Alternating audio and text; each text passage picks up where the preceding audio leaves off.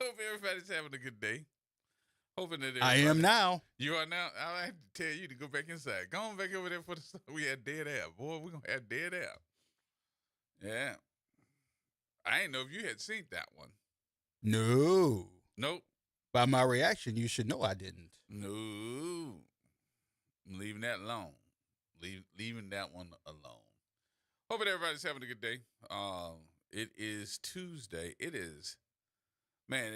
It's one of those situations where I didn't know if I was going to bring this to the table or not on today when we started looking at what the folks in Texas are going through with that rain and those floodings, and it supposedly is they got and found even more people. I think they're up to 161 now. Yeah, something like that. That were either missing or dead. One of the two, if not both. The news was showing a guy out that lives right close to it, and he described how fast the water came in and how he had to hold on to stuff. From 7 feet, 45 minutes, you went from 7 feet to 26 feet. Yeah. And he was saying how he had to hold on to stuff in his house, and they found him 3 or 4 hours later clinging to his electrical box outside. Wow. And when he showed the watermark in the house, man, that was some Katrina type stuff there. Right. I'm like, Jesus, I feel for those people. So the question that is starting up, and it's interesting to me, is that the question that's starting to come up now is, how come there was no indication or indicator on how much rain was going to come? Because Trump took all that away. And it is, to my understanding, that they cut out all the extra of the National Weather Service so them to predict that these type of rains would happen. And since that was the case, I'm asking because it don't look like nobody else is going to ask, is when that's coming up. When they're going to talk about that one? Because I know it's been 24 hours.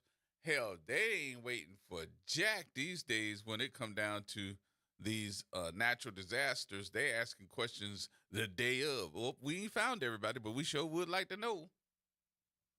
We know that we got a lot of people missing, but we sure would like to know. And you want some more irony? What's that? They had the fire department from Mexico helping them out, looking for people. Now, isn't that ironic? ICE didn't go down there to get them, though, did they? No. No. DEA was working side by side with them. Saw a dude with a shirt on with DEA clear as day on his back, working side by side with the Mexican fire department. Wow. I say, ain't that something? Mm-hmm. You want to kick the people out, but then you want their help when you're in need. Man, miss me with that crap. That's the same thing they did in Canada. When they had the fire, all the big fires happening out in Los Angeles. Yeah. And in the hills in that area.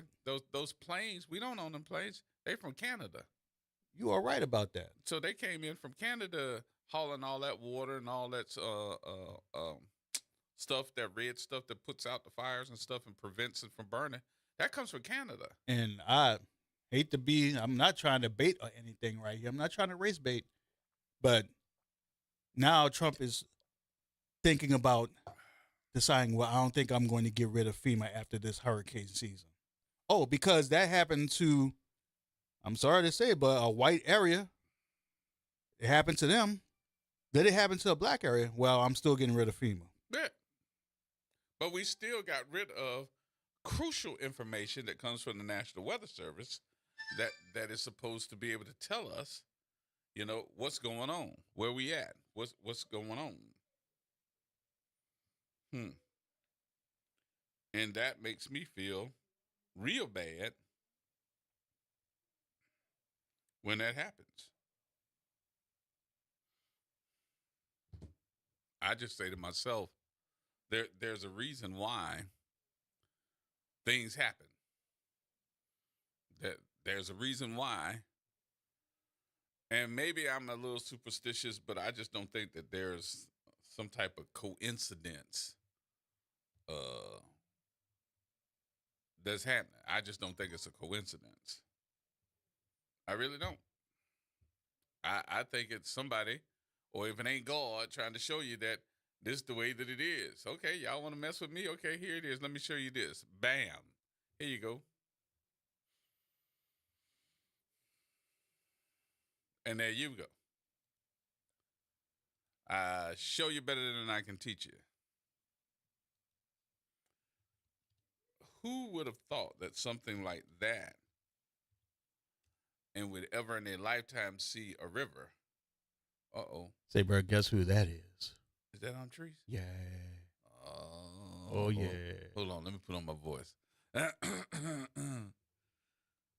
See, baby. She was doing Whispers Thursday night, boy. That was Shake It, Don't Break It. Thursday, Saturday. I was like, what? I was like, wait, Sunday. hold up, play that back, play that. I had to show Wick. Wick came on. We almost had dead air. you know, it's my birthday month. Yeah. But Essence throw me. Y'all know Essence throw my party, so I'm in there. Boo, well, you sure was shaking it like it was your birthday. I gotta tell you, you did that. I gotta let y'all know, just because you 40 something don't mean you lost nothing. I say, Lord, boy, that ain't even jiggling. Drop it while it's hot. Drop it while it's hot. That's what I'm talking That was ocean, huh? That was like water. What that song is, Make Me Water. Boy, that was a water bed. I had a good comeback. I'm glad I'm on the air. I'll tell you later. Oh, Lord. See now. I'll tell you later. So what you did for your birthday? What that was? I was at Essence. I go to the concerts every night. You did that at Essence? Yeah, yes. We should have put you on stage with a pole. No. You gonna have Stephanie Mills write another letter? Oh Lord, no, Stephanie Mills wrote that letter, but their sound was off. Their sound was off, but it was off. let me tell you something about me. I be so in the zone and tuned into the show. I don't be having time to nitpick what's going on. I'm just like, I probably needed that moment to catch myself. Because, David, when Darnell Jones hit the stage, I lost my mind. I got there's another video floating around, but I ain't gonna point y'all to it. There's another video floating around? When Darnell Jones hit the stage, but I ain't gonna point y'all to it. I believe y'all done seen enough. You know we gonna find it, right? I'm on Facebook right now. You looking for it? Yeah. Right. Yes, indeed. So what is your birth date? What is your birth date? July 5th. Yes, indeed. That was last what? week. No, that was the weekend. Saturday. That was the weekend. Yeah, last weekend. That was the Saturday performance. Yeah, Mm-hmm. with Erykah Badu and Patti LaBelle and all them. Oh, we were in there. We went to go see because Buju Banton was on, and then he was on. Yeah, he did. Erykah Badu came on after him. Mm-hmm. And it was just, you can tell when you're getting old because you're sitting up there, and the next thing you know, you're like, it's time to go home. Nah. I be prepared. That's what I was telling everybody. Like, to me, people saying, "Oh, we was in there till 3." That's what I remember about Esther. You know what I'm saying? Like, I feel like it started where they started letting us out there early enough for people to start going to parties in the club. But when you used to go to Essence, you didn't make no plans to go to no club or no party afterwards because you know you wasn't leaving out there till 2 or 3 o'clock in the morning anyway. Mm-hmm. That's why I'm so shocked people who say they used to go or complain about what time we get out there because I feel like that's the time we I think more people are complaining because there was an hour and a half breaks and stuff. All of the breaks between them, and then the time that they were supposed to be on, they were not. Yeah, no. Friday was a mess. Friday, But it felt like it just was trendy to pick on Essence. I'm not saying they don't deserve some of it, but it just felt trendy. A lot of the people taking pictures at 7 o'clock, talking about it's empty. Well, when has Essence ever been packed at 7 o'clock? Stuff like that, and like everybody was even clicking talking about Lauryn Hill. I know she usually be late and everything, but it wasn't her fault, and they'll know it wasn't her fault, and they'll still put up like Lauryn wrong for this. And it's like, y'all know This isn't her fault. So why are we posting stuff about Lauren? So I mean, I love my party. I love my 3-day party. Can it be improved upon? Can they do better? Everybody could do better. But So I just feel like Lawrence we be Hill having, MO has always been that person that's late. yeah, And that's what they say. and She's this always time, a late even though person. it wasn't your fault, it was your fault. Yeah, It don't definitely. matter That's if how it won't people your was fault or doing it. not. It's But gonna I be your also fault. think it also was part of the trend to just pick on Essence too, kind of a thing. Like it just was over Well, I don't think so. overkill I to think me. that the I'm talking about quality. the concert part of it. It just Yeah, was that's what I'm talking about. The overkill. quality of what Yeah. what we're used to and what we got. No, it was something wrong with the sound system. They were late. No stage management. Did you see the letter that Stephanie Mills? No, I Stephanie definitely, yeah, I Mills read wrote it. a I letter. read it. If talent is complaining, yeah, you got something. You got Stephanie work to do. Mills wrote a letter. Mhm. She was like really hot, Yeah. and you ever had somebody just to beat your ass and you don't even know that you got your ass beat? Yeah. That's what she just did. No, definitely. And I even think that when the guy came on the radio the other day, I feel like he didn't address. He came on the like talking at the people instead of actually listening and addressing Are you talking about what they were Dennis? trying to tell him. Yeah. Mm-hmm. Like, listen, if you're coming on here, just say, I'm on here to listen. I would have just opened up the airways and let people just tell me all their gripes instead of taking up the time Yeah. talking, Yeah. you know? No, but guess what? I'm going to be there next. I ain't going to never tell you I ain't going. Well, you Because look like you here's had the you a thing. good time. No, here's the thing. I spent $300 for all 3 nights, and I got to see Erica Badu, Mm. Jasmine, Patti LaBelle, Stephanie Mills, you know what I'm saying? Darnell Jones, Nas. Like, where you spend $300 to just see one of those people in concert, let alone the lineup we had for 3 days. And I'm telling you, I spent $300, like less than actually, because That what I do is I get the cheapest, like not the complete cheapest, but the second to cheapest, Mm-hmm. all 3 nights, same seat. Now, if somebody bless me with better seats, then I'll give away, the tickets I purchased and use the better seats. But what I do is I go in just buying my seats for Mm-hmm. all 3 nights, and I don't buy them way ahead of time. How much you I spent? buy 'em. I spent one night. One night my ticket was $86 altogether. The second night my ticket was $97 altogether, and the third night my ticket was, I want to say, maybe $100 and some change altogether. Well, I just You want you get to what I'm saying? understand something. So, since you spent that money on that night, on those nights, and then we had the pleasure of watching the go-go dance, I just want you Lord, to know Lord, that Lord. Wick and I No, are gonna, but we're I probably gonna ended up pin I another ended up 10 or being 20 blessed on with you. better seats. So I gave my other Don't seats ask us away. where we're gonna pin Exactly. it. So.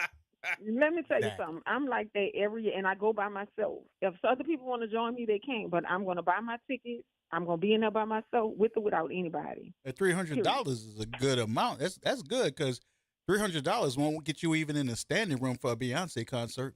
That's what I'm saying. That's why when people talk about, oh, it's so expensive, I'm like, for the lineups we get nightly, you pay for what you say. Pay for one ticket for Essence night.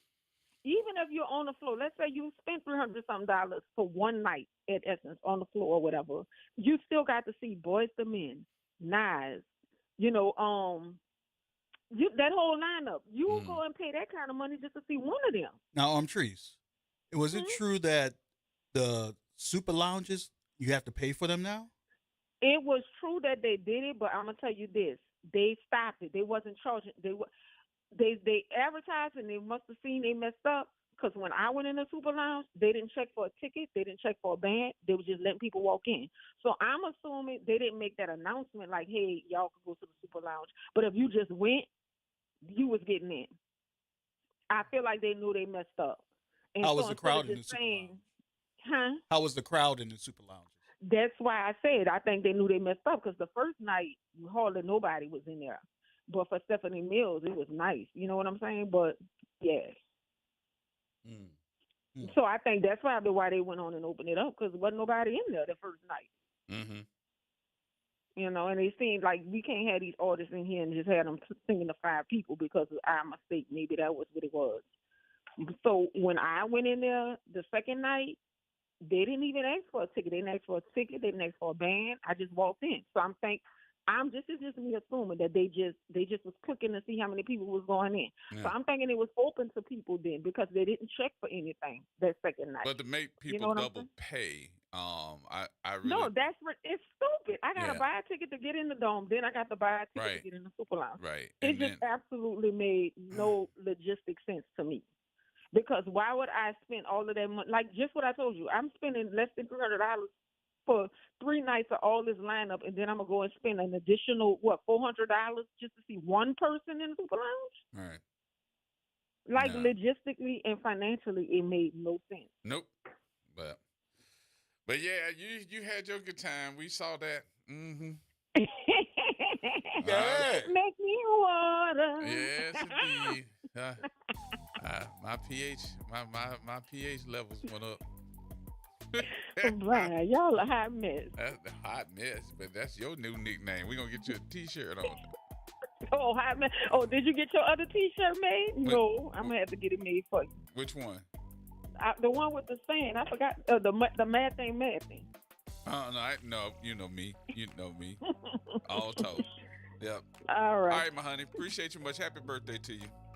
Thank you. All right, we'll talk to you later there, Bye-bye. go girl. Hmm. Yes, indeed. Y'all go to Teresa's, No, just go to break, bro. go to her Facebook page. Just go to break. See, can she make some change? Yeah, that's Chang-a-line, We're gonna Chang-a-line. Chang-a-line. We're gonna make some change up in here. There, I can't mess with you. Go to break, bro. Shut it.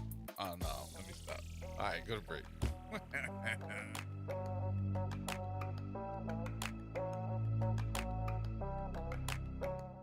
Plan on flying? It's time to upgrade to a Real ID. Because in order to board domestic flights, your driver's license or state-issued ID must be a Real ID, or you'll need another acceptable form of identification. So don't wait. Find out how to get your Real ID at tsa.gov/RealID. That's tsa.gov/RealID, or visit your local DMV. And then you'll be cleared for takeoff. Tune in to The Monitor's Mic, where we talk about oversight, policing, and you. Hosted by the Office of Independent Police Monitor, we're here to shine a light on policing issues that matter, from real-time policing updates to in-depth interviews. Every Friday at noon on WBOK. Fresh produce, local flavor, and a healthy you. New Orleans East Hospital is hosting a farmers market the last Wednesday of every month from 2 p.m. to 6 p.m. Join us in the parking lot across from the main entrance. Support local farmers and your wellness. We'll see you there. Visit DePaul's new Algiers Health Center at 2801 General de Gaulle Drive to receive primary and preventive care for both adults and children. Services also include behavioral health, imaging, and on-site pharmacy, vision, Medicaid enrollment assistance, and more. For appointments, visit DePaulCommunityHealthCenters.org or call 504-207-3060. Join me, Dr. Jaquil Ross of New Schools for New Orleans for Talk That, NOLA Education. This Monday, we'll be joined by Dr. Fatima Fulmore, new superintendent of NOLA Public Schools. Be sure to tune in Monday at 12:30 p.m. on 12:30 a.m. Making a difference in the community. WBOK 1230 AM. Here we go. The reality check on WBOK 1230 AM. All right, folks, right back at you. Right back at you. All right, today we see that Antoine Massey went to court and pleaded not guilty to domestic abuse charges. Massey, one of the 10 Orleans Parish inmates who escaped in May and had been recently recaptured. And so he was arraigned in court on today on domestic abuse and vehicle theft charges. Not guilty, he pleaded. The charges of domestic abuse battery involving strangulation and motor vehicle theft between $5,000 and $25,000, records show. Massey's lawyer, Leo Collier III, said Massey intends to prove his innocence on domestic violence matters. And said, we feel confident that his client will be found not guilty on all domestic charges and will prove to the public that he should not have been in custody in the first place. That comes from Antoine Massey's attorney.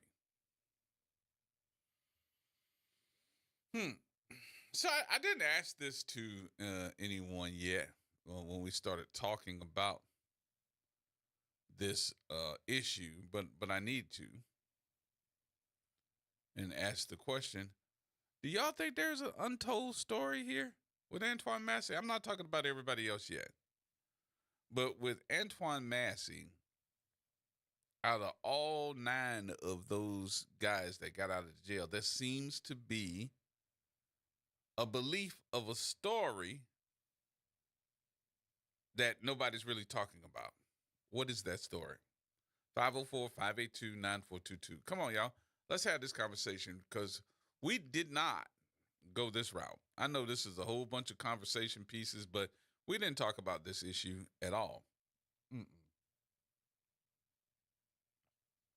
So is there another story that y'all think that we just don't know? What could it be? Because he said that he was innocent and had already gone through those issues. But what's the other story? What could it be? I don't know. I'm looking around and saying to myself, well, maybe he is telling the truth. Maybe he is. Because he's saying that, hey, look, I've already been arraigned. I've already gone to jail for these charges, and they found me not. The girl, whoever he was talking about the domestic violence issue, was saying that she dropped the charges. So if those charges were dropped, what did they have against him? So where are we? Because I got more I got to bring up too.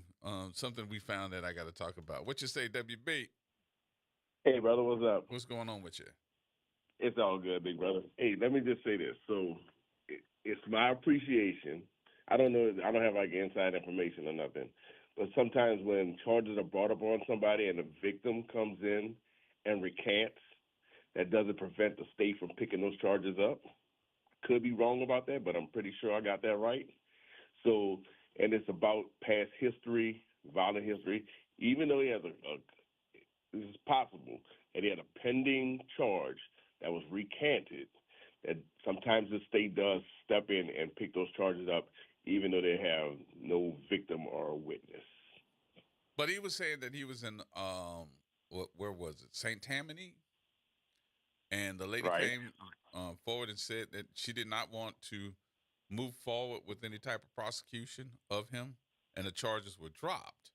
So if the charges were dropped there, I'm just saying, if he got those charges dropped that we're holding him for over in Orleans Parish, how did they transfer if they were already dropped?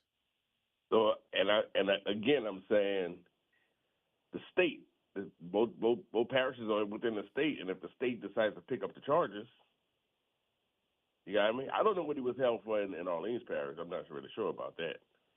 But I just wanted to just interject that part that, there have been cases when, somebody makes a statement against somebody, recants, charges been filed and withdrawn, but the state picks the charges up. That's not unheard of. Yeah. It seems to be confusing. So that's what I got and out of it. I think that the young man who, when he did the little video, he was trying to lay out those facts. You know what I'm saying? He was calling the DA corrupt. He was calling the sheriffs corrupt. And he was saying all that, but he was trying to. I think it sounded like to me he was alluding to there's something more to this situation than just what the eye sees.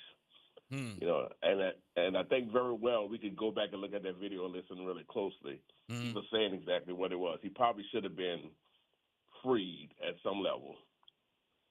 You think so? The fact that he wasn't free, he's still being detained when he rightfully should have been freed.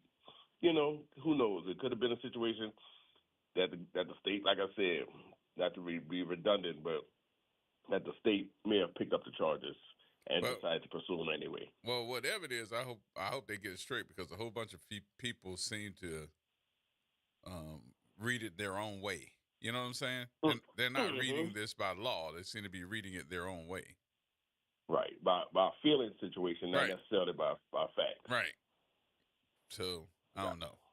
All right, but I just wanted to win. Keep up the good work, bro. Thank you, my brother. Appreciate you much. All right. All right. So, anyway, you look at it, somebody thinks that he's guilty because they took him in front of the jail. I mean, in front of the judge today. He's in Angola. And he had to be in front of the judge today. And he pled not guilty. And they did not give him a bond. So, of course, they think that he's going to be missing again if they give him a bond. So he said, nope. Your bond has been redacted, gone, reduced, none, zero, zilch. And I just said to myself, I wonder would they have given him a bond if he didn't escape. Think about that. Because if he would just stayed in jail, maybe they would have given him a bond. I don't know. That's something for them to have to break out, and we'll just try to pay attention. We would try to pay attention. It's amazing that you have a young boy that's telling the world that he didn't do what he did. They got him with a couple of charges, but he escaped jail, and he made them look for him. Didn't turn himself in. And with all that being said, no matter how you look at it, he still don't have 34 charges against him that are felonies. He may have escaped, but he still don't have 34 felony charges against him. And he sure as hell ain't going to be nowhere near the presidency. That in itself should make you have pause. Think about it. He is not a 34 count felon. And we holding on to him. Saying, no bail. No bail.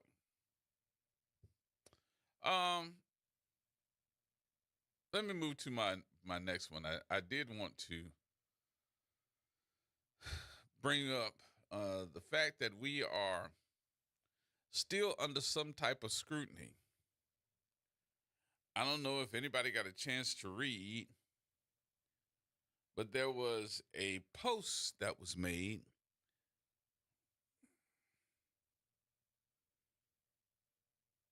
and that made me go, pause. Where's this coming from? So I started reading and said, oh. So it made me go back to my old mama saying, no, not mama say, mama sa, my kusa, none of that. None of that. Thank you, though. My old mama saying was, if you dig one ditch, you better dig two. Because it's going to come back on you.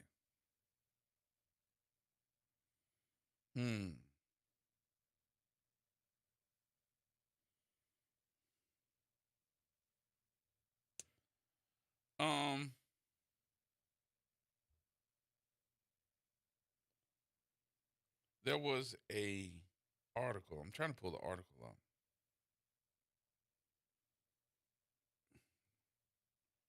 And it let me know that karma is something. The article is actually on Instagram. And I wanted to read the article to you today. And tell me what you think. Now, it comes from the Bayou Mama Bears. So y'all know who they are. I'm going to leave that part alone because I don't want to get all messed up. But they did an article today from the Bayou Mama Bears. The article said that Orleans DA Jason Williams was caught conducting fake trials in order to blame the judge when he doesn't feel like doing his job. In 16 separate cases that they know of so far, many involving domestic abuse victims, the DA announced ready for trial and then called no witnesses and presented no evidence and rested. According to the Judiciary Commission, a judge then has no choice but to render a not guilty verdict. Then the DA blames the judge for the verdicts. And then it ends with, "This is malfeasance." Has anybody else seen this? Because this confused me a little bit, and I said, let me call the district attorney and ask him what the hell. What does this mean if they're saying that you're conducting fake trials in order to blame the judge when he doesn't feel like doing his job? In 16 separate cases that they know of so far, many involving domestic abuse victims, the DA announced ready for trial, and then called no witnesses and presented no evidence and rested. How so? Does that make sense to you all? Somebody help me out with this. Anybody else hearing about this besides me? That's what made me confused. I'm like, I still don't get it. How did you say I'm ready for trial, but you don't have all the elements of the trial in the courtroom to start the trial? Pop Jones! Hey, G-Man. What's going on with you? Look like you had a good time for the 4th, huh? I did. Yes, indeed. I ate more than I was supposed to, but I did. Oh, you did? Yeah, oh, that's a surprise to me. No, it's not. No, it's not. And you got jokes. You got real jokes. Yes, indeed. G-Man, look like this, what they call this thing, 2025. The year? Is that what that, look like that thing has been in, it's been in the works long before the election, huh? Mm-hmm.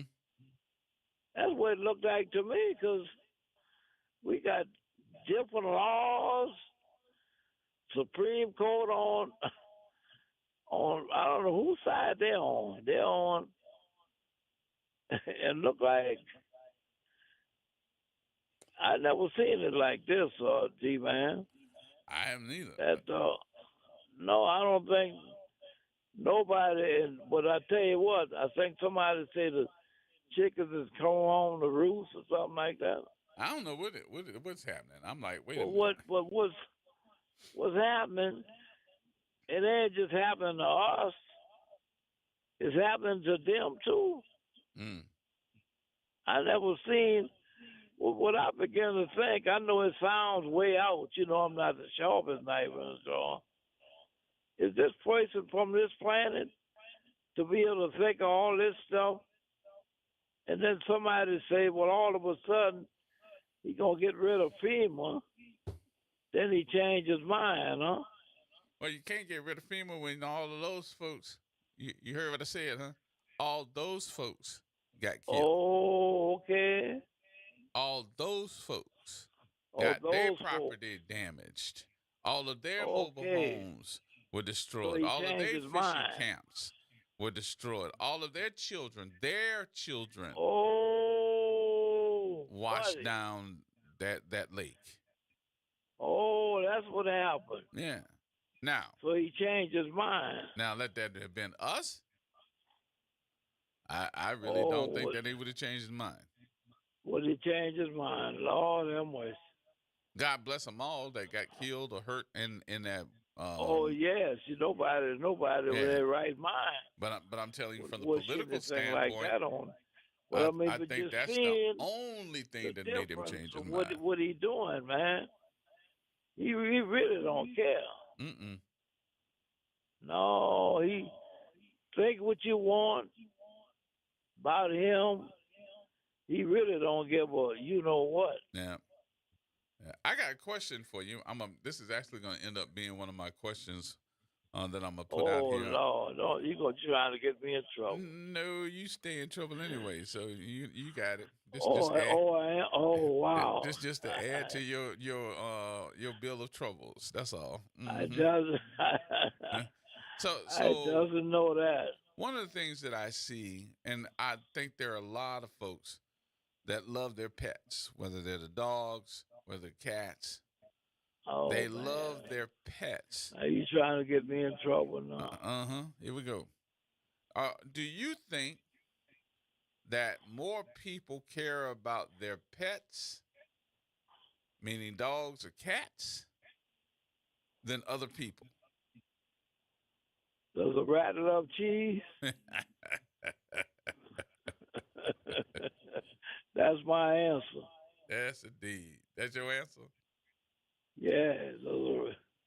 I think that's kind of stubborn. You fool. Huh? Look, the last time I had a dog, we was kids, named Rover, and since I'm an old timer, we fed Rover the scraps, whatever we had left. Off the He table? chewed the bones and all that stuff like that.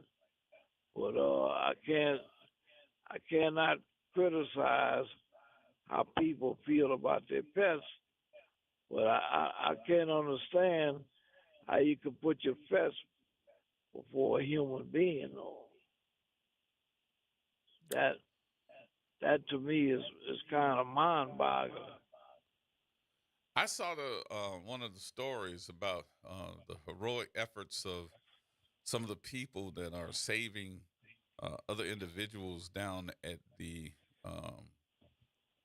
flood in Texas. And one of the young men, they saw that flood, and now he's down in the river. He's standing in the river looking for his pet, looking for his dog. But the part of that I didn't understand was instead of trying to save his mom, he tried to save his dog first. Oh Lord, geez. And I'm, I didn't want to be judgmental. I really didn't, because you never know what you're going to do in a time of crisis. But when you start thinking about it, you tried to save your dog before your mom, and didn't say the mom drowned. Oh Lord, G-Man, let me say this. I don't have any animals. Last time I had an animal, I was a kid. But let me say this, I'm a veteran. I go to the VA, and I see a lot of these animals that's guarding their masters in the VA, beautiful dogs, make you fall in love with them when you see them. They're sitting there quiet as a mouse, but you better not go near their master, because they're trained. But still, I cannot understand how you could put an animal for a human being. I can't get that thinking. Mm-hmm. I don't know. That is maybe just I'd have to be another human being, another something. Well, maybe somebody can answer that question. You know, just about the love. Yeah, look, I know there's a love probably, for yeah, pet. it could clear that up for me, because I can't. Man, I done seen them dogs at the VA and make you fall in love with them. You know, beautiful animals. Okay. Sitting there with their masters, but still, I can't understand. Now, you just said he saved his dog and let his mama go. Yep. Did you say that? Yep. Jeez. Saved his dog. Was holding on to his dog and his mom, trying to hold on to his dog and trying to hold on to his mother. I don't think he intentionally just let either one go, but you let the mom go before you let the dog go. Let the dog go. I'm like, oh, that might. No, I would have had to let the dog go first. But ain't nobody can explain that though, G man. No, and I don't think there's too much explanation for that one, but you know. No. I don't know. All right, my friend, let me take my break. Yeah, thanks for taking my call. I appreciate you much. All right. Talk to you later. All right, y'all, we'll take a break here. We'll come back, have some more conversation. Our next subject. The mayor of New Orleans says, oh, no. Oh, no. Oh, hell no. I'm going to veto it. What is she vetoing? She said, no, I'm vetoing it. I'll tell you more in a minute, y'all. More coming up.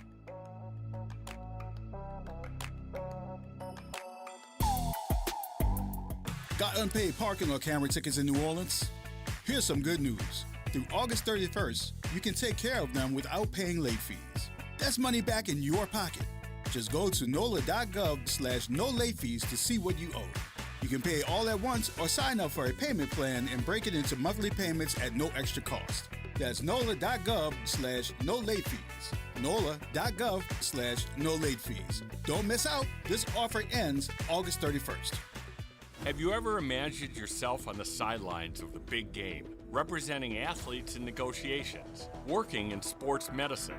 We're calling all high school students interested in a future career in sports. The Starting Block, a program created by the family of my dear friend, the late chef Leah Chase, and by yours truly, Arnie Filko, is accepting applications now for our third cohort, which begins this fall. Participants in this prestigious program learn from the experts in sports administration, marketing, broadcast journalism, and more. Run in partnership with Tulane's Center for Sport, the Starting Block incorporates real-life experiences shadowing local sports teams, alongside classroom instruction led by the best in the field. If you're a rising freshman, sophomore, or junior across the metro New Orleans area interested in a future career in sports, please visit thestartingblocknola.com. Thestartingblocknola.com now to learn more and to apply for our 18-month free program. The doctor's office that accidentally mixed up your files has your social security number. The power company that mistakenly cut your service has your payment info. And the hotel that lost your reservation has your passport number. You need LifeLock because your personal info is in endless places that can expose you to identity thieves. LifeLock monitors hundreds of millions of data points every second. If your identity is stolen, we'll fix it, guaranteed or your money back. Save up to 40% with promo code NEWS at LifeLock.com. Terms apply. Paul's new drone startup just lost its most genius computer scientist. We just lost our best genius to some new genius who's got a genius new idea. I'm gonna have to find a new genius, or two half geniuses, and fast. He needs a computer scientist that can keep his startup from falling down. I need Indeed. Indeed you do. When you sponsor a job on Indeed, it's easier for talented candidates to find it, which makes it easier for you to hire them. Visit Indeed.com/credit and get $75 towards your first sponsored job. Terms and conditions apply. Some things can steal your sunshine. Ugh, I just got my hair done. Sorry, the cooler's broken. Anyone see my flip-flops? Anyone? But COVID-19 can steal a lot more. I just took a COVID test. Ugh. Prescription medications for COVID exist. If you test positive this summer, ask your doctor if they're right for you. Visit PfizerForAll.com/COVID-19 to learn more. Sponsored by Pfizer. WBOK. Better pay attention. Powered by Cox Business. Here we go. The reality check on WBOK 1230 AM. All right, folks. Welcome back.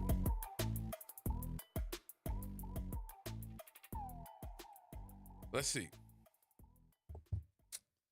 Where was I? So I started off with the mayor. Because the mayor said, oh no, veto. But what is she talking about? So the veto went toward giving Tulane, I think it's Tulane. I'm trying to pull up the story at the same time. $20 million to renovate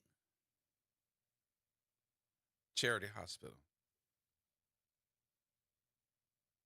so that they could build it out.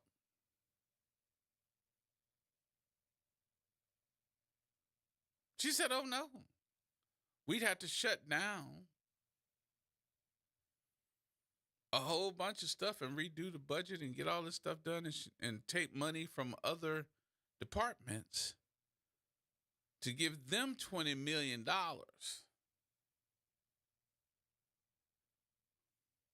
to renovate Charity Hospital.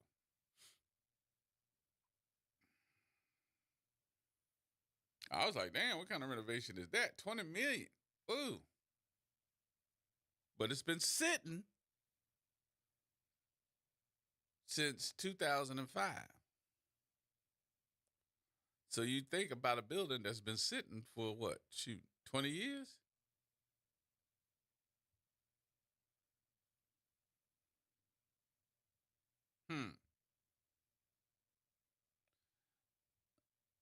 So $20 million was New Orleans' promise for renovations to Charity Hospital. But they say in this newspaper article that the deepening feud over the city's rights to proceeds from a donated swath of oil money is what's going to be able to pay for it. Y'all know what that is. It's the Wisner funds. It's what they pay for and what they talk about every year, something being wrong. So my question is, why don't y'all just take out a loan or go working with some banking institutions to do some type of bond to get the money, since both of you know how to have the money, either through the Wisner funds or whether y'all want to bond it out yourselves. And y'all going to the mayor, and she going, oh no.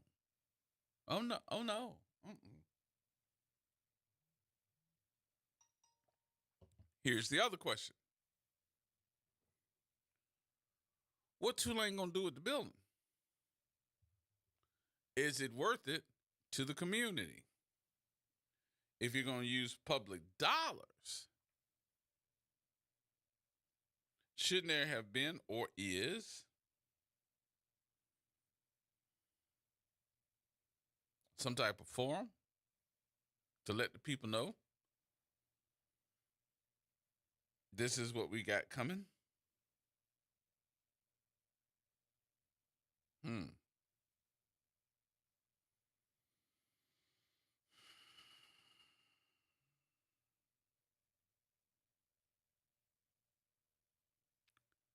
Yeah, I'm feeling like this whole story is not being told. And how y'all feel that she came forth at, and I'm saying she, I'm talking about the mayor. The mayor came forth at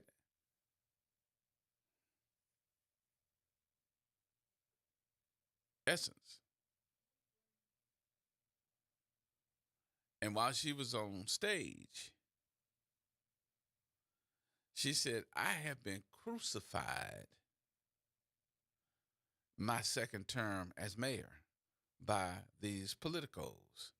She said, as being the mayor of the city of New Orleans for 2 terms, my last term, I have been crucified by these folks. Uh-oh. I was like, we back in the color purple. Harpo.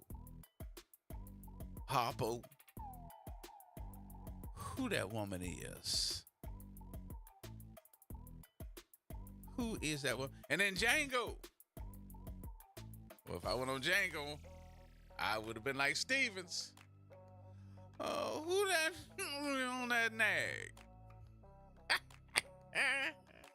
Oh, Lord. Whew, news is next, y'all. We'll take some of y'all's calls. 504-582-9422. More coming up.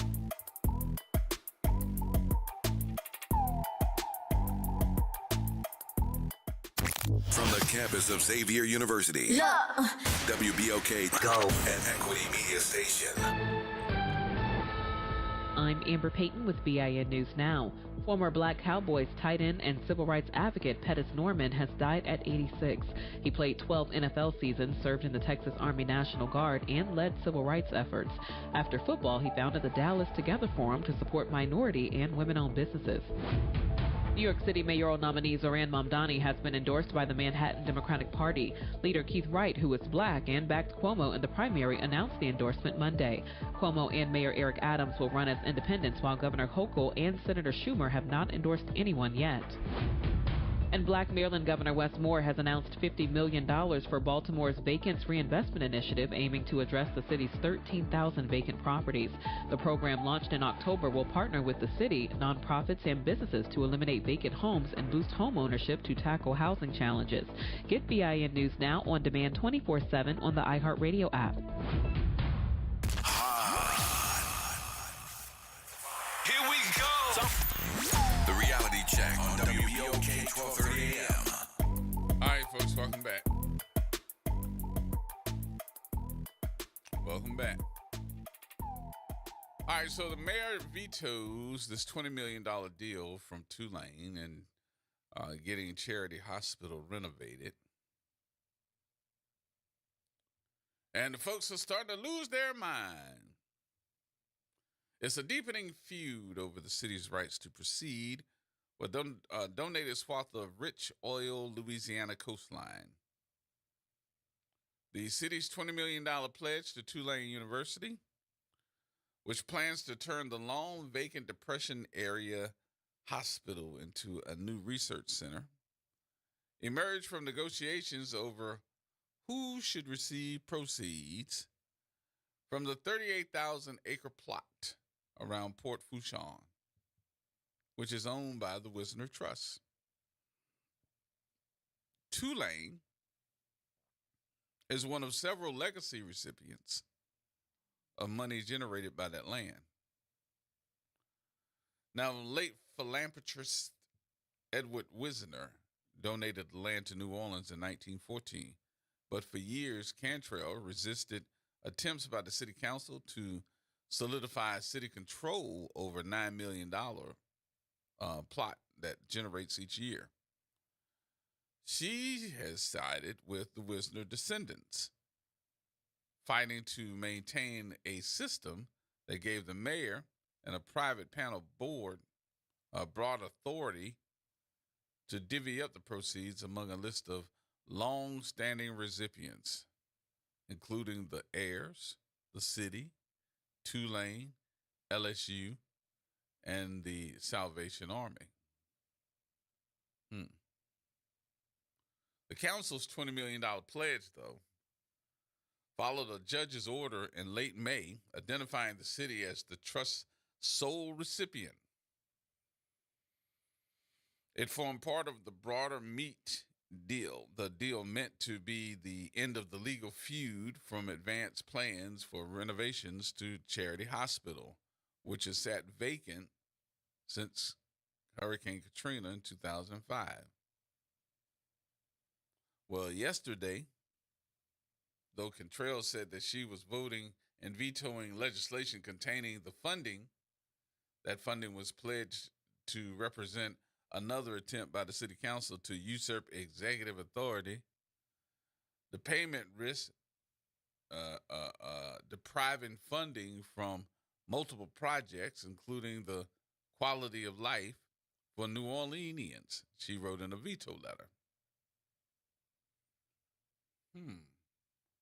The city council can override Cantrell's veto, and all 7 members praised the May ruling that ended the previous renovation sharing agreement, saying that the mayor's decision illustrates the tenor of the legal spat between the council and the mayor over who controls the proceeds of the Visitors Fund. And it underscores broad discord that has animated Cantrell's second term, during which Cantrell's council members have routinely accused her of mismanagement, and the mayor, in turn, has claimed that the city's legislative branch is unfairly attacking her authority. What do you mean they attacking her authority? And she's winning in court with that, saying y'all are attacking her authority.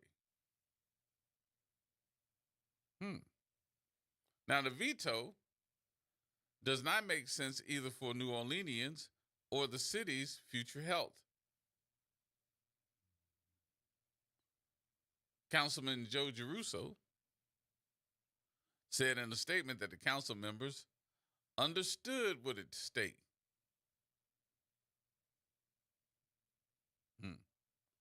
So we're all co-authors of the vetoed ordinance and chose to support a vital economic development project that is in Council District B,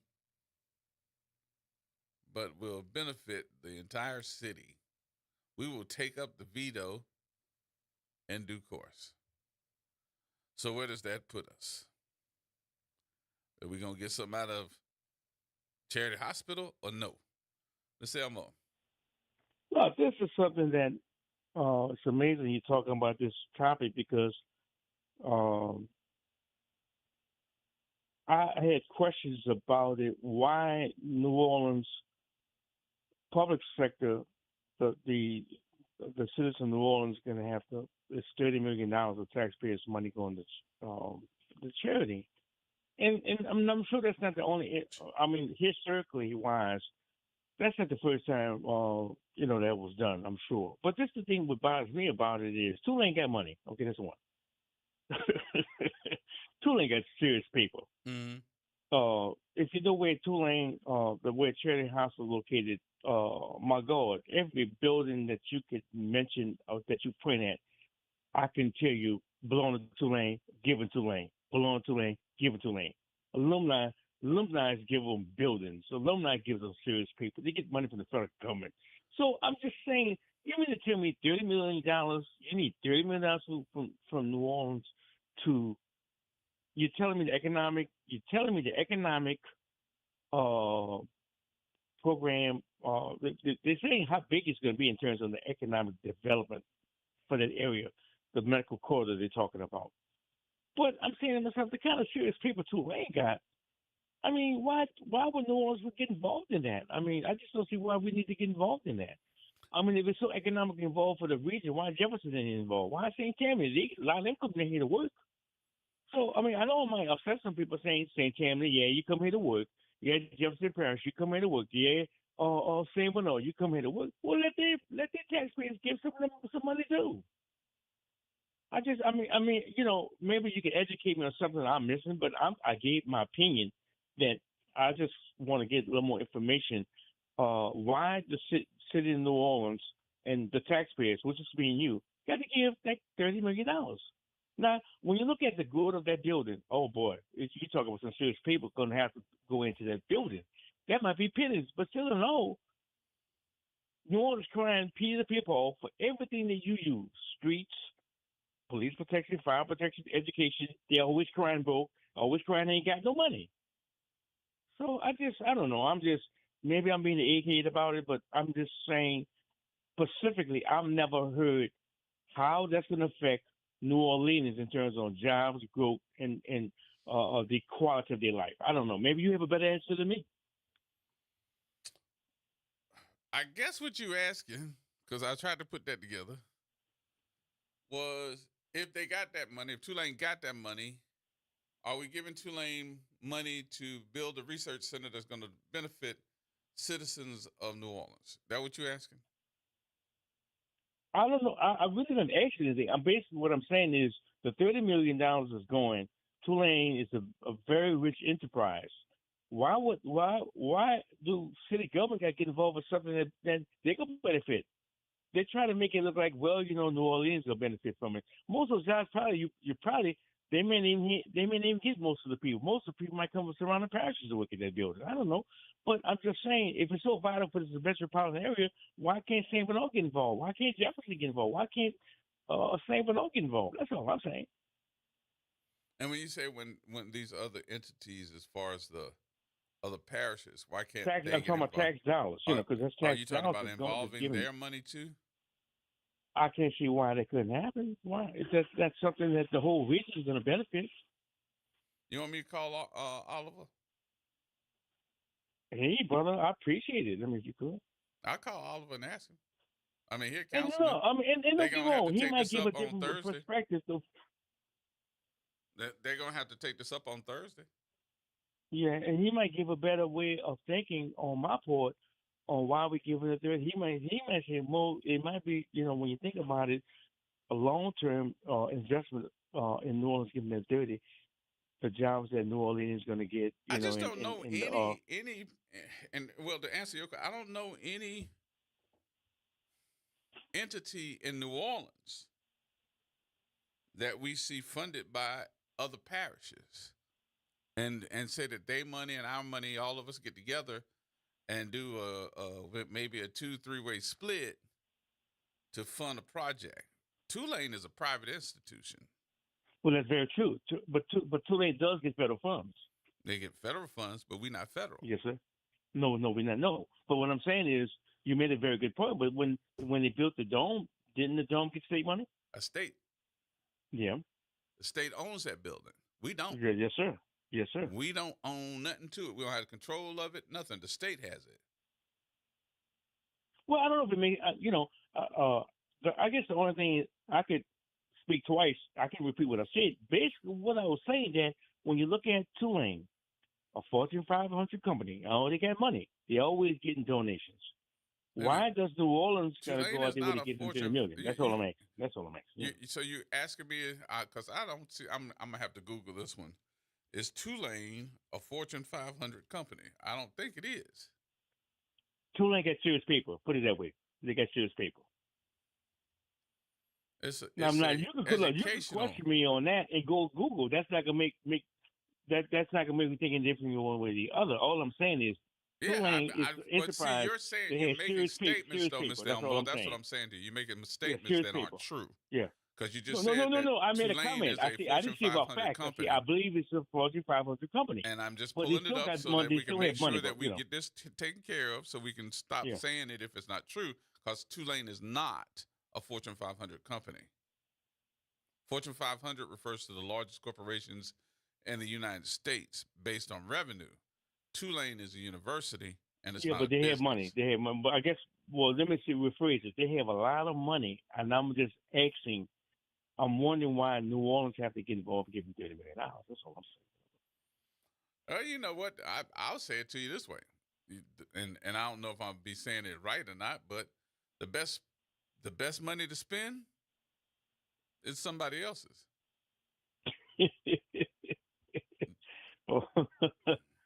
We're talking about a city project. We're talking about a private institution, university, that wants to do research in that building, and they're looking for the space to do it, and they want to renovate that building and put it back in commerce. But it's a city building or a state building. I think it's a city building. But what has got to be done is $20 million worth of renovations. They may not have the money to do so. They may not, but they know that they can probably get it through the city and the state, and they know that they can get it by using those Wisner funds. So why not ask for them? Yeah, well, there's nothing wrong with asking, I guess. You know, the Wisner funds, that's not no little cheap money. That's a No. whole lot of money. Because oil, I don't care, oil land and what they do with the mineral rights on that land creates a whole bunch of dollars for the state, for the descendants, and for the city. And don't forget, when you had Mitch in there, Mitch said, screw all y'all, I'm going to take all of it. Because he thought that they shouldn't get nothing. He said that he thought it was going to be something for the city to have and nobody else. So he tried to bogart the way in and take the property, all of it, even from the descendants, because he didn't want them telling him what to do. Right. Well, it's. I guess I was just questioning. That's. We always crying for the citizens. You don't have this. You don't have that. $30 million is $30 million, and I just don't see what return New Orleans will get. The citizens of this area, New Orleans, will get of giving $30 million. I mean, I just don't. I don't So know. you think that the research that they want to do won't benefit us?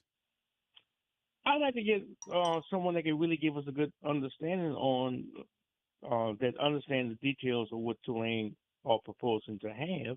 How it's going to affect New Orleans? You know, that's all I'm asking. That's all I'd like to know if I could. Maybe it's too complex. Maybe it's too far down the road to really say. You know, I don't know. I'm calling all of them. I'm texting them right now. All right, brother. Let's see, can we get him? I hope we can. Anyway. All right, Mr. Elmore. Thank you, sir. All right, brother. Thank you, buddy. All right, man. Bye. I'm texting him so see if we can get some understanding about this property and what it is about this property that Tulane wants to get that money from the city. And the mayor said, no, I'm vetoing it.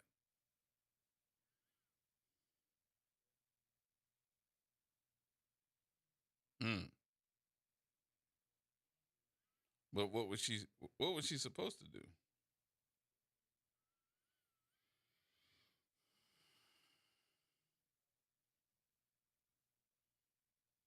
Now, I will say this.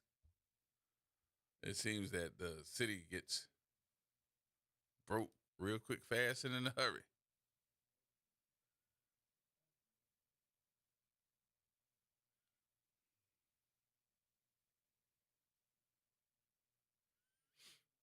I just wish we could get it straight when we can pay our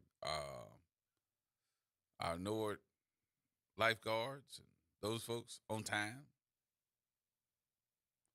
Can we please get some streets fixed? I like the fact that we got, let me see, the street off of Veterans, when Veterans crosses the little bayou, the little section where it turns into New Orleans, they redid that quick, fast, and in a hurry. It's paved and striped. I was like, what? They did that in 2 weeks. It's done. Now, if I could just get Franklin Avenue to get something done to it other than potholes. Because Franklin Avenue is going to cause somebody to wreck. It is going to cause somebody to wreck. That's how bad that street is. But we'll see.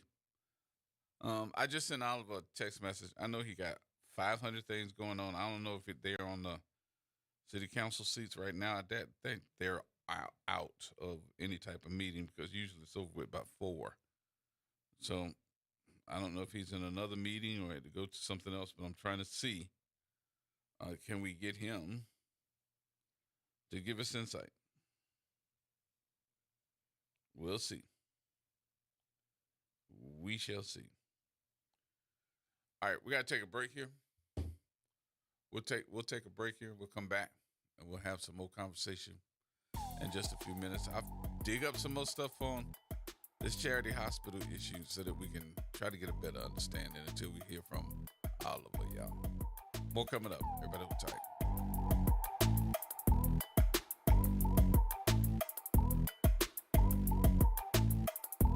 This is the Bloomberg Black Business Beat.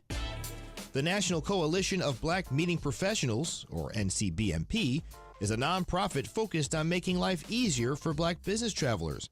Jason Dunn is executive director of the NCBMP, and in a conversation on Bloomberg, he talked about how the work his group is doing extends beyond just business conferences. It's not just conventions and meetings, but also sports. In fact, one of our members have the largest kickball tournament in the country. Whether it's a big corporate meeting or a kickball tournament, Dunn says the bottom line for NCBMP is that the host site is welcoming to diverse travelers.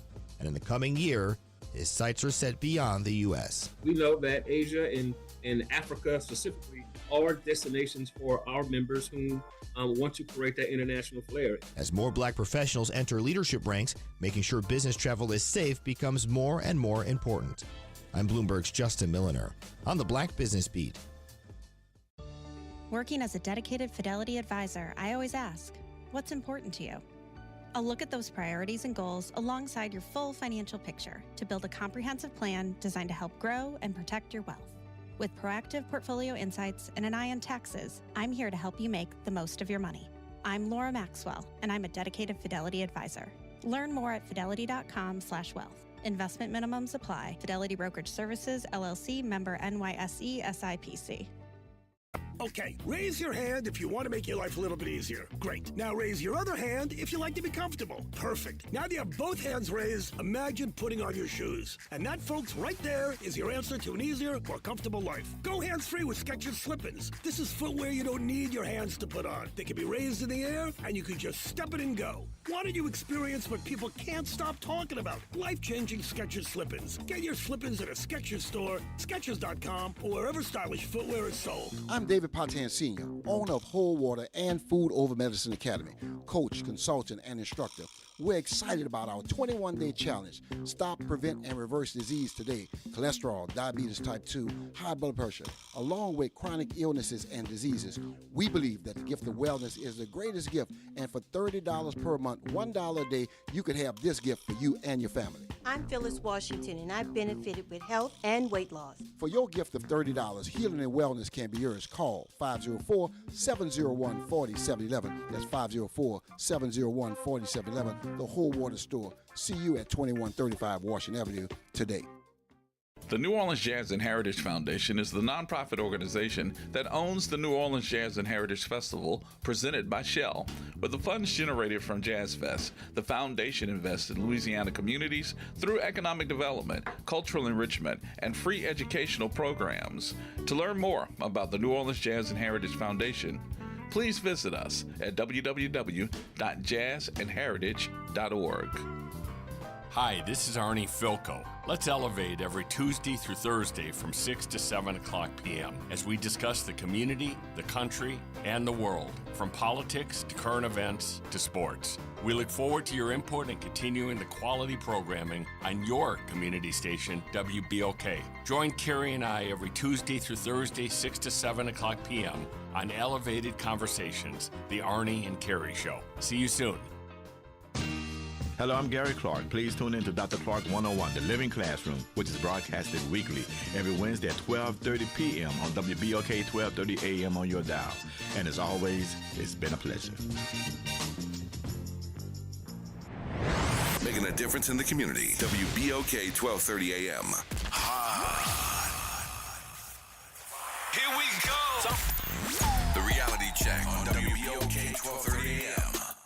All right, folks, welcome back. Let me get through this thing. I have not heard from the councilman yet, but he more than likely will give us a ring when he gets an opportunity. May not be today, maybe tomorrow. So, Ms. Elmore, that's what I got. That's all I can give you right now. So hopefully he will give us a ring back before we get off the air here.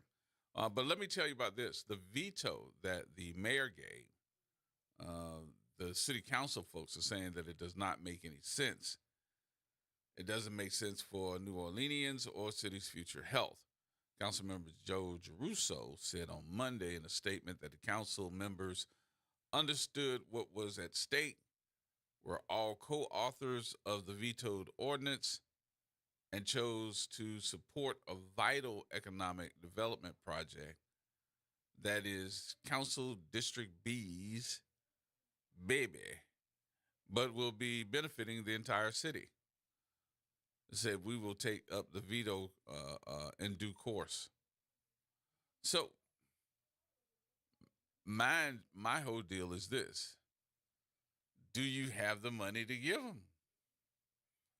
And then what's the payback to the city? So in this part of the statement, it says, under its agreement with Tulane, the city is only providing $20 million for the explicit purpose of renovating the Charity Hospital building. The project aims to anchor the university's downtown medical school with labs, offices, apartments, and rental space. Tulane officials have estimated the new facility would create 2,300 jobs. So there's your question about what's it going to get back to us. But they're estimating that it's going to get back 2,300 jobs. The city's pledge will cover only a fraction of the facility's full costs. Renovating Charity Hospital is estimated to carry a price tag of $650 million. Not just the $20 million, but $650 million. The Tulane spokesperson declined to comment Monday on Cantrell's veto. The city council and Cantrell have been at odds over the Wisner Trust Fund since 2022, when the council sued after learning that Cantrell had quietly extended the decades-old income sharing agreement with the previous beneficiaries. So one thing that I have to say with this,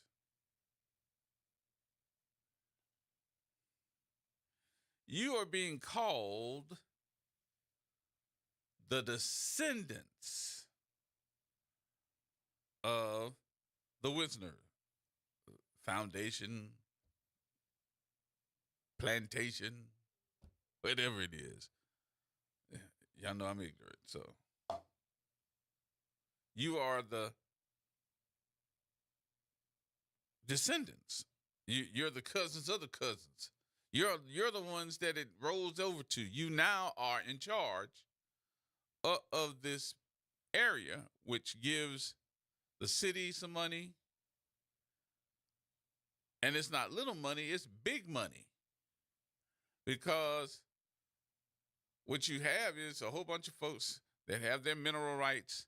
They want to come down, they want to dig for oil, they want to drill for oil, and they have to pay on that land to get it there. And then it builds up over time. You take that money and you distribute it out because Mr. Wisner loved New Orleans. That's his land, that's his money. He died, and then the descendants, they get the property. But since that time, there was some type of loophole. You hear the word loophole. And developing the property, and said that, the city was supposed to be in control of it after a certain number of years. So Mitchell J. Landrieu actually tried to blow everybody out that received money from the Wisner property.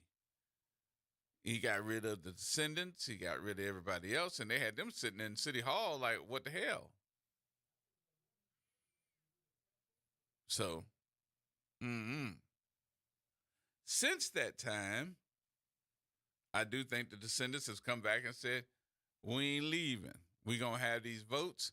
We're going to get our money's worth, and you're going to have to take us to court again. And that's how they remain to keep their part of it. That's why now you keep hearing the Wisner Trust and not the Wisner Kids, because it's in a trust. So they get a portion of it. The city gets a portion of it. And I'm looking around and saying to myself, then if the city gets a portion of that money, and I gotta look at it this way, even though I don't want to sit up here and say I agree totally, because I don't, with the mayor. Do you understand where I'm going? If the city does get a $20 million cut from these Wisner funds, don't we need to look at something in infrastructure with that money and get it fixed first before we say, here you go, Tulane, do what you do? Is it me? Or, and this is why, I'm kind of flip-floppy on this. I'm telling you, I'm flip-floppy. I'm automatically tell you, baby, you can go ahead on and get the spatula on this one. Throw me up in the air and let me do a double somersault with a backflip. Mm-hmm. I'm looking at that money and saying, wait a minute. We need to do a couple of things in this city to get some monies going toward finishing up. You already told me that we are running out of money to finish doing the streets that we need to get done. Right? You've already told me that you can't get all the streets fixed because the prices went up. The other part of that is you already told me that you want money to go toward the Orleans Parish School Board, right? And we didn't have the money. Now we're getting the money from the Wisner folks, and the city council is saying, let's give it to Tulane. But the property of Charity Hospital, which has been vacant and been standing alone for over 20 years now, it'll be 20 years in what, August? You want to take $20 million and give the whole $20 million to the Wisner project, which is going from the Wisner project to Tulane, and that's just a smidgen of the renovations. The entire price to renovate that monster of a building is $650 million. That's just the pea in the bucket. You know what the rest of it is. So, do we have a start date? Do we have a completed date? Do we know what's going to happen with this? You're telling me 2,300 folks are going to get jobs from where? New Orleans? Or from other parts of the world?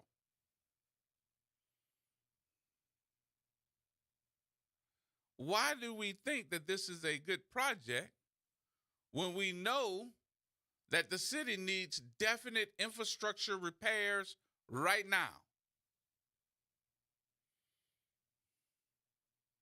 And is anybody saying this is what we want? And see, I keep hearing, oh, she said no, she vetoed it.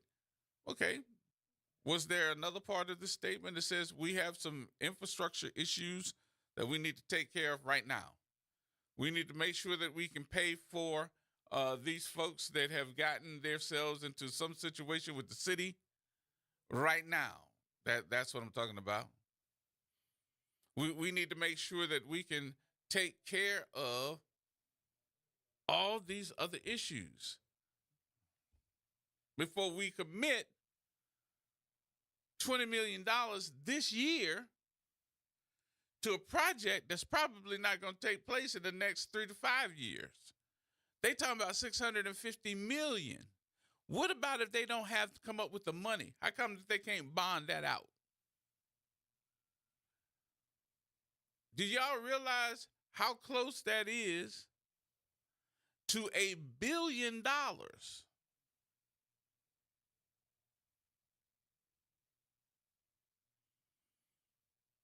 And have you, the public, seen the plan.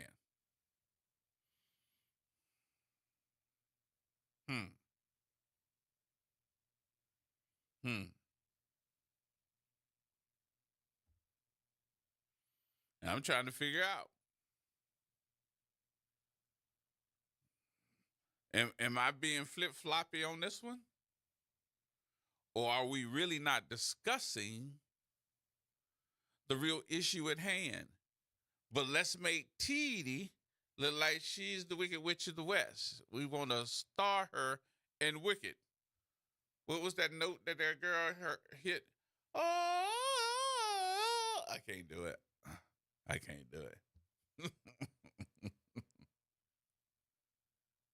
Is she green? Because all that's coming out of this is what I read in the story. Did y'all hear the beginning? The title of this story? Mayor LaToya Cantrell vetoes $20 million with Tulane, $20 million deal with Tulane for charity hospital renovations. All that I read that the city is going to get out of this from a private institution is 2,300 jobs. But the property ain't 20 million. It's 650. But y'all want her to give y'all that Wisner Trust Fund. And she's saying no. But city council is saying, yeah. So I'm looking around and saying, okay, we're talking about investment for the future if we give them the money. But there's a possibility that y'all can't get this thing financed because that $20 million is just an advance piece of money you want to give to this project, which is going to cost us $650 million.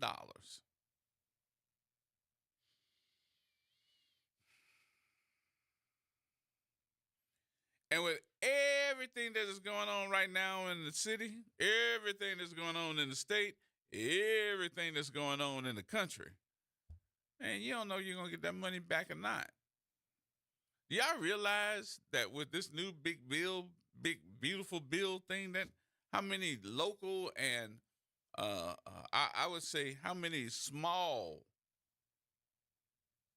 facilities that are hospitals are getting ready to close down? They gonna close. Well, why do you think they're gonna close? Because they don't have Medicare. They depend on Medicare. And I'm sorry, y'all. It probably has never been talked about that you understood it, but the state of Louisiana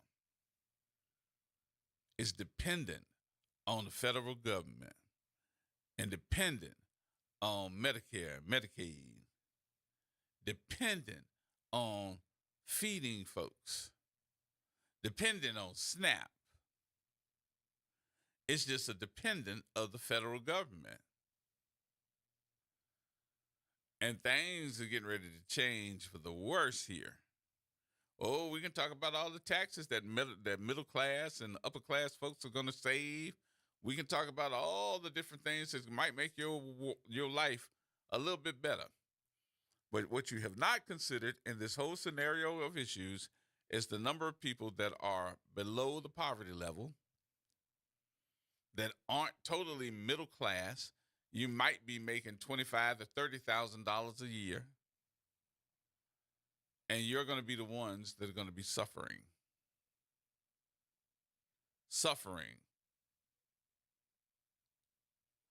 And we're talking about taking $20 million and giving it to an institution that already has money. And if you can fund a $650 million project, but yet ask the city for the $20 million, that's a pea in the bucket. And a city that needs to take that money and do different things, hey, wait a minute, set that money to the side. Set me some money to the side to let me know that you're going to be able to feed these kids during the summer months.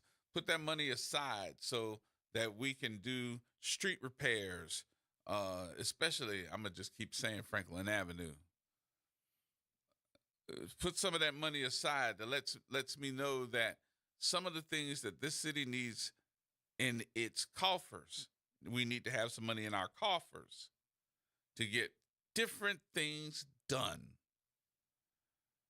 Is not the amount of money that I think that we need to be giving to a project that's giving blanket types of promises and then put in the same sentence that it'll probably generate 2,300 jobs. It didn't say it's generating 2,300 jobs. It says probably.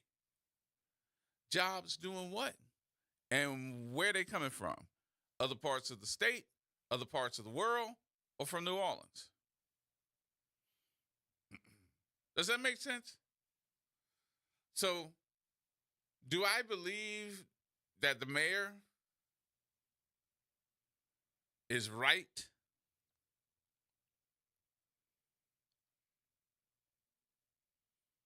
I could say yes, I do.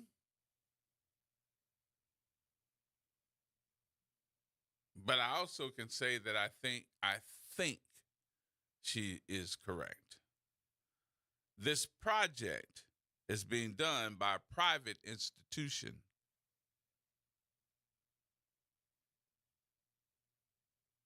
And at one point, I would say that private institution has not done anything to benefit you with the costs that it is to go there. Something to think about. Something to think about. And at one point, I need to research this, but I'm asking the question, could you always go there or no?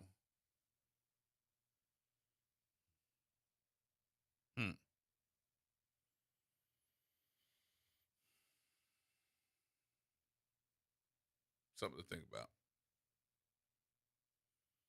And maybe that needs to be a debate before, and this going back and forth, penny ante bull crap between the mayor and the city council to see who got the biggest nuts. I'm sorry, y'all. Please put your balls away. Nobody wants to see them hairy things. And some of the women got the biggest ones. Nobody wants to see that. We trying to do what's the best thing for us. And I don't see how this is going to benefit in the future. Because we don't know that this institution has the financing to move forward. So that needs to be a question. If the city of New Orleans gives this private institution $20 million to move forward, to start this renovation project, and you need another 630,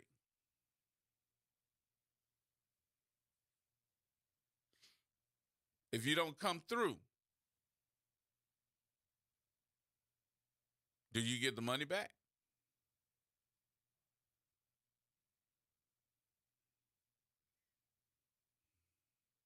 Do you give the money back? Oh, you know what? We couldn't get it done, so here you go. What's the guarantees that this is going to happen? Is this bonds? Who's offering the bonds? Is it the state? Is it the private institution? Are we involved in that too? There's so many unanswered questions. Why are we battling about this? Can't y'all find out how this is going to benefit us? Well, okay, cool. Well, you all know we need to do this. Or are we all having a pissing contest right now, trying to figure out who the hell she thinks she is telling us no?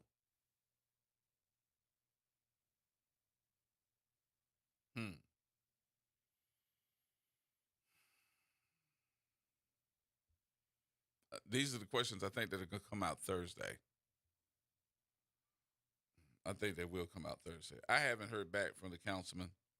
I'm sorry, Mr. Elmore. I didn't hear back yet. I think that we gotta wait to see what this is going to be and move from there. It's a little confusing, but we'll get it straight. All right, we got to take a break. We'll take the break here. We'll come back and get ready to wrap up the show. Get ready for Arnie and Carrie coming up at 6. More coming up.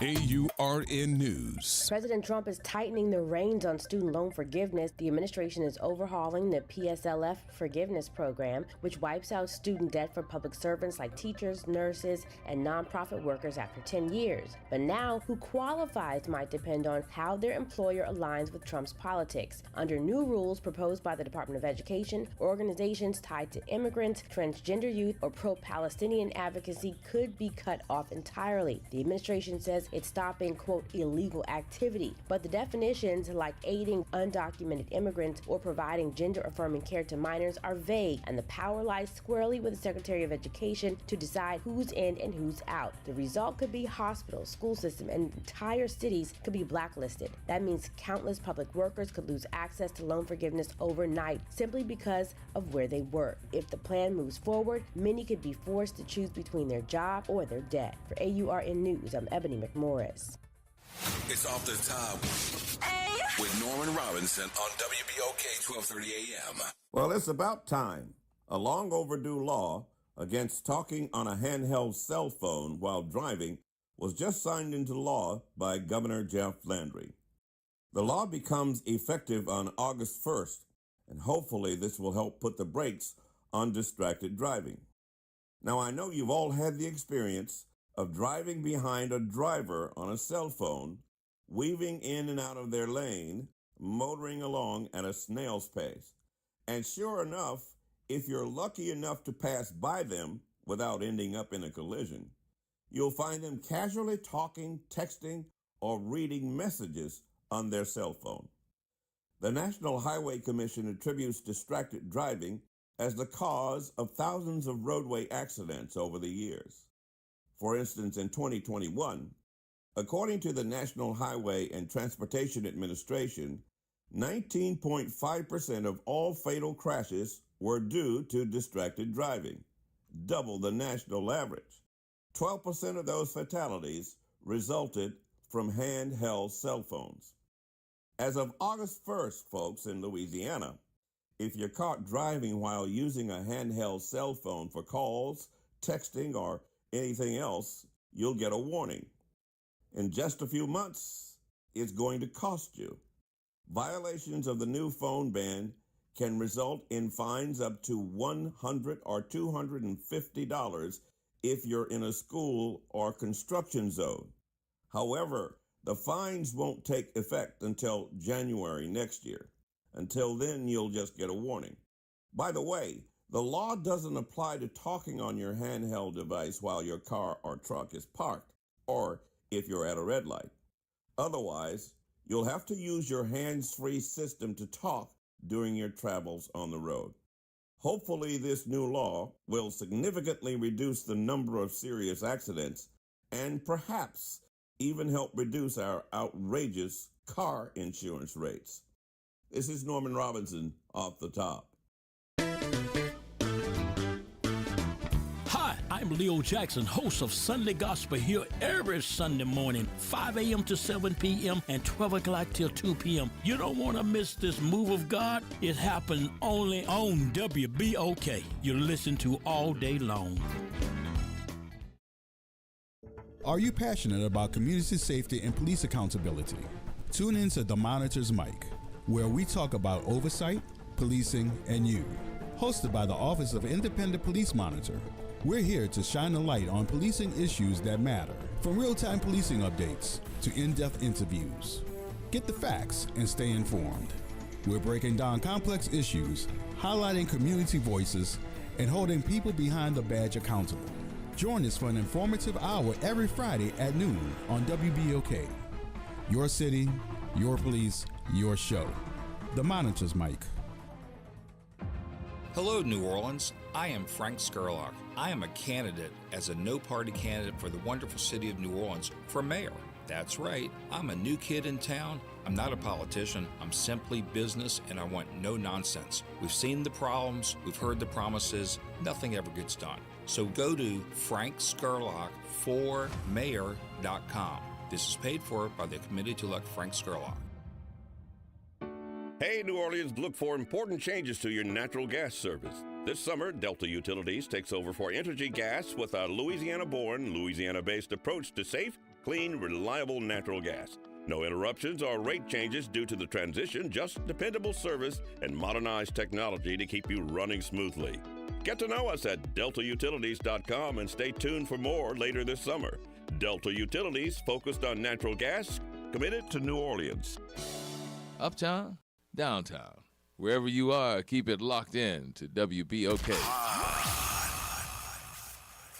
Here we go.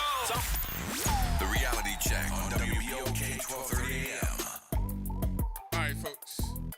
A few minutes here before we get out. I did hear back from the councilman, Oliver Thomas. He could not at the time pick up the phone. He did tell me he was in a meeting, and they're trying to get the meeting together about what they're going to be discussing, I think, on Thursday. All right, let's take a few phone calls before we get out. Patrick? Hello? Yes, sir. Yes. I heard an advertisement on your program there, and I guess it's wonderful that BOK is making a profit. That's a good thing. But ultimately, the political candidate that is now announcing his mayoral running for the mayor of the city, which one? He's an independent candidate, and he's pretty much a joke, and it's just wasting his time. Is that Skirt? Are you talking about the what's his name? Skurlock? Skurlock, yes. Yeah. He inherited the spacewalk fortune, so he's got money to spend. But I don't think he's he's not a business person that should be running an office. Why you got that type of? I guess that's your opinion. Nothing wrong with it. I'm not criticizing you for it, but evidently there was something that happened. What happened? Well, he purchased advertisement on your program here, and right. I happened to hear it for the first time. And, yeah, that was my first time hearing it too. So, but what's anyway. wrong? What's wrong? Can he do that? Oh yeah, he can certainly do that. I'm just clearly he's not going to be the winner. Anyway, that was just my opinion. That's all. All right, Patrick. Thank you, buddy. Yeah, I got a feeling that something's wrong with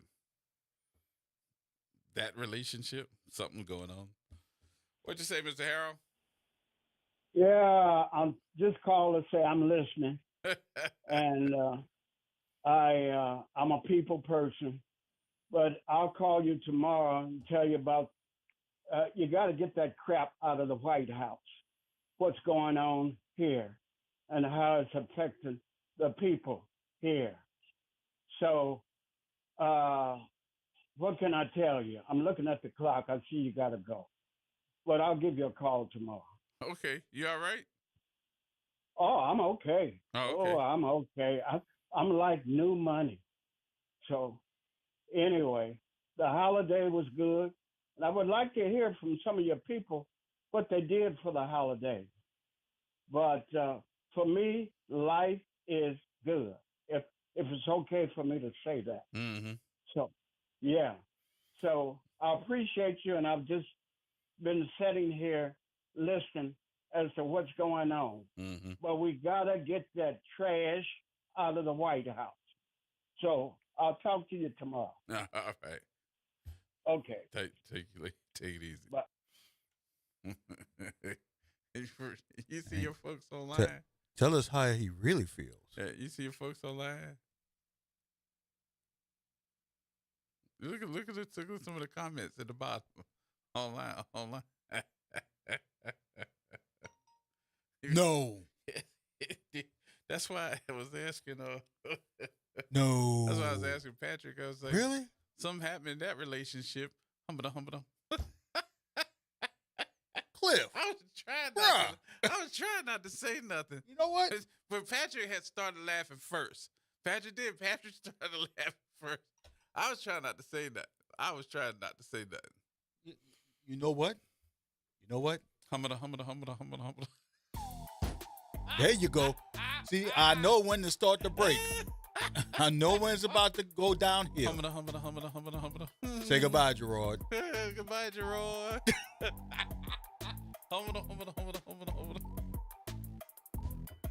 Say good night. I'm done, bro. Good All night. Say good night. See what you started, Cliff? You ain't know that one? I didn't see that one. I have nothing to say. You got 3 best friends now. Maybe 5. Goodbye. Jackie. Goodbye. Gio, Michael. Goodbye. Marlon. Goodbye. And Michael. Good night, Gerard. Tell everybody good night.